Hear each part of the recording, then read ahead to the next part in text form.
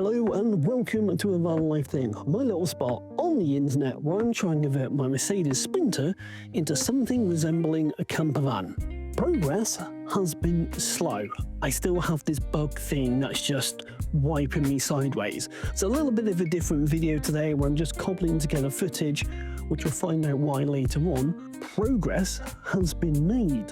The floor is starting to come together.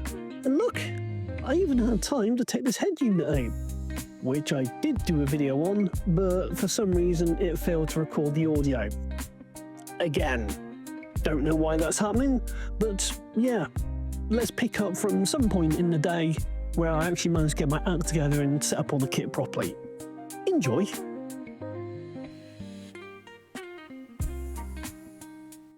Look, progress has been made.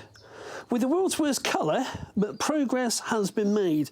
So to recap, I've taken everything back, put the K-rust on it. The K-rust goes into this lovely, lovely colour here. Then I've covered that with beige rust beater. Why beige, you're asking? Because it was cheap and Homebase is closing down. And that's going to be the first layer, which has just been slathered on. Then I've got to go over everything, but before I do all of that, I've got to cover up the holes, which you can see I've started here. Don't know what I'm going to do with that one, that one, that one, or that one. But as I like to say, that is a future me problem. Let me show you what I've been doing for this. Right, let's show you what I've been up to. And yes, because I am an old man, look at this. Oh. That is going to be a van life essential. So, with a little bit of research, I've been using this JB Weld steel epoxy, which apparently is quite simple. First, undo the knobby thing here in the right way.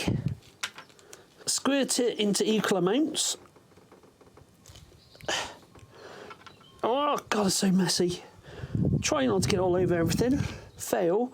Seal it back up masterfully. Yes, genius. Give it a little mixy poo until it becomes an even colour. Try not to get the other thing you were going to demonstrate into it. Oh, spoilers. Find a hole that I've marked out with my sheer genius with one of these. I've already degreased it. And then the idea is that you're supposed to get a bit of a dip of this and somehow poke into the hole. But I don't know what I'm doing, so am I aiming just to cover it up on the top? Am I aiming to push it through? I don't know. So what I've been doing is then being disgusting, just poking it through to make sure that I know it's gone through. So I'm not just, what I'm trying to do is not just seal the top, I want to push it through so that although it's only like a couple, maybe less than a millimetre thick underneath, I still want it to go through, if that makes any sense.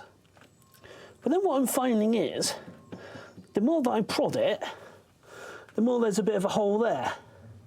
So I've done a few like that. See, look, every time you go over it, it gets a little air pocket in there.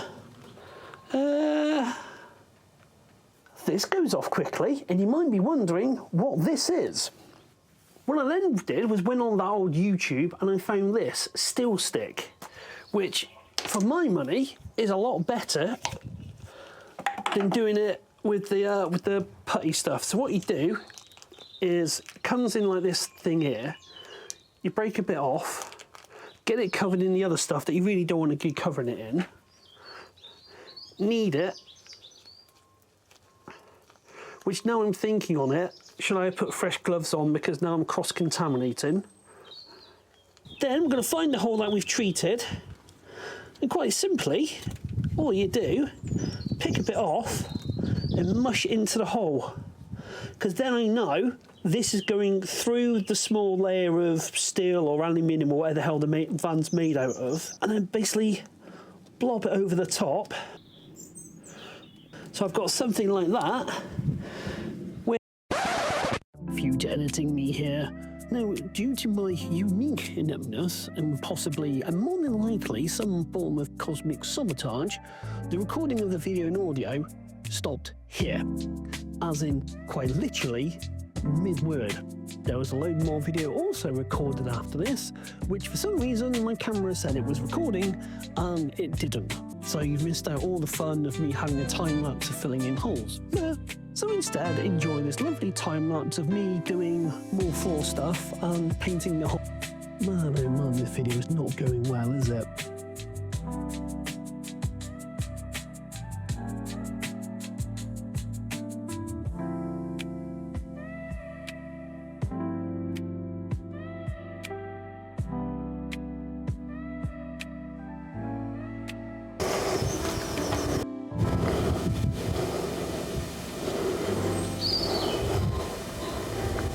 Oh, that will do me for the day, because I'm still not 100%.